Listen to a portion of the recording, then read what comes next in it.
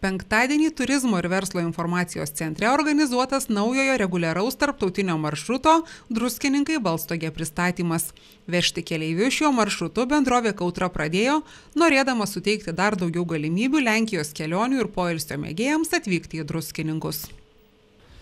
Tiesiog žinome tos poreikius ir tiek savivaldybės, tiek spa centrai ir sanatorijos seniai klausinėjo apie susisiekimą į Lenkiją, nes yra poreikis toksai.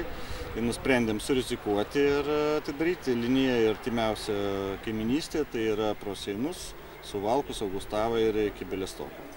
Pamėginsime važiuoti savaitgaliais, nes ir patys turbūt pastebėjote, kad daugiau Lenkijos piliečių Druskininkuose poilsiauja, tai būtent šitas maršrutas jiems nukreiptas.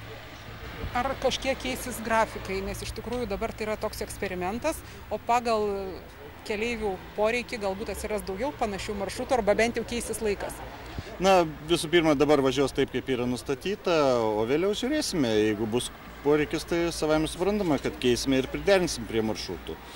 Ir galvojam, kad kuo daugiau žmonių atvežti. Tai jūs patys žinot, visai neseniai šį mėnesį draugė su partneriais minskiečiais atidarėme maršrutą pro Gardiną į Minską. Šiandien sužinau naujieną, kad gavome leidimus iš Baltarusijos sudažninti važiavimą į Gardiną. Tai kai tik tais Seimas patvirtins 50 km, žinote, lengvatinį važiavimą, tai mes padažninsime važiavimą į Gardiną ir Druskininkai Gardinas bus 3 ar 4 susisiekimai per dieną. Naujasis maršrutas yra Druskininkų transporto infrastruktūrą stiprinanti ir kurorto pasiekiamumą gerinanti paslauga. Todėl mūsų savivaldybės vadovai puikiai vertina kauniečių iniciatyvą. Tokios paslaugos reikėjo žymiai anksčiau, kaip žinia, Lenkai vis labiau ir labiau pamėgo savaitgalius Druskininkuose, bet jiems buvo nepatogumas, galėjo atvykti tik savo automobiliais, neturėjom reisinių autobusų ir dabar pagaliau toks autobusas atėjo rimta kompanija į Druskininkus, nemėto žodžių vėjais, kaip pažadėjo, kad jie dirbs ir su tarptautinė rinka, tai labai sveikintina. Dabar susisiekimas pagerėjo ir su Minsku, ir su Lenkija.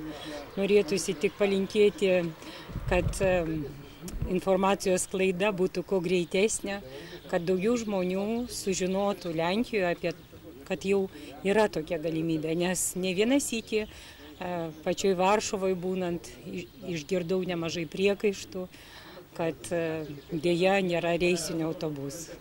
Taip kad plataus kelio šitam autobusui ir aišku daug keleivių, kad jie nebūtų tušti, kad žmonės naudotųsi šią paslaugą, tuo labiau, kad ir kaina tikrai labai priimtina, įvertinus, koks brangus dabar kūras.